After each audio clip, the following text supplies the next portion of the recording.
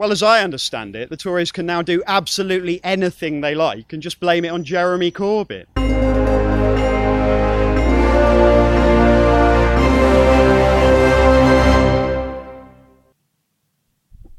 Oh, hi, thanks for dropping in. Who lives in a house like this? I do. Just cooking some pasta, going to the gym later. In this special edition of British Rationals, we thought we'd get to know some of our contributors a little bit better. First up, Rupert Frimpington-Smythe. There's 3 things you need to know about him.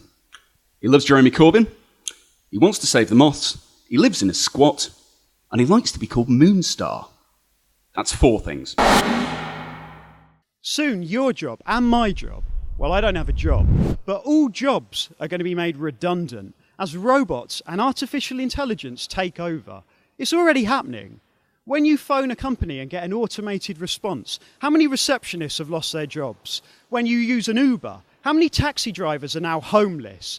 And when you use a self-service checkout, how many till workers have been forced into prostitution to fund their out-of-control smack habits? You see, you use these things without thinking through the consequences.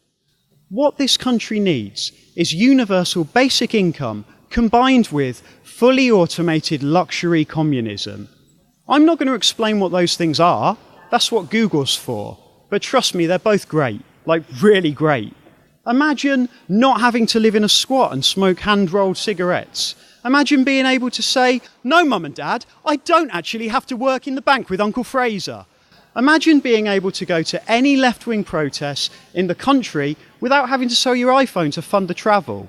Well, stop imagining and start supporting fully automated luxury communism. It's for your future and your children's future, and especially my future.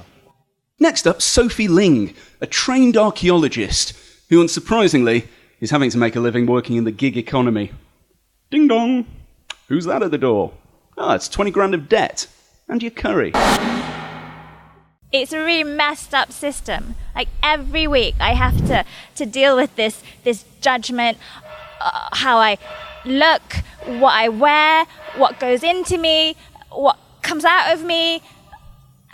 The other day, this man told me that my performance wasn't good enough. And I'm like, this isn't for you. Yoga. Finally, we have Audrey Manu. Audrey's a charitable soul. She works as a fundraiser for the Moth Preservation Society. It's a difficult job, pounding the pavements, trying to get people to talk to you. But we both have to do it. Hats off to you, Audrey. I've got this weirdo who always wants to talk about moths all day. I mean, I like moths, but I don't want to bang on about them all day. Well, I mean, I do, but it's a job, you know. Sorry, guys. No. Oh, come on, please. Can I just... I've told you this already. You can't have a direct debit if you haven't opened up a bank account. No, we've been through this. Hey. It's the 3rd time this week. I'm talking to you. Sorry. So there you are, an insight into our contributors' lives. Pasta's almost ready, so I'm going to enjoy that. If you've enjoyed this episode of British Rationals, why not tell your friends? And join me next week for more British Rationals.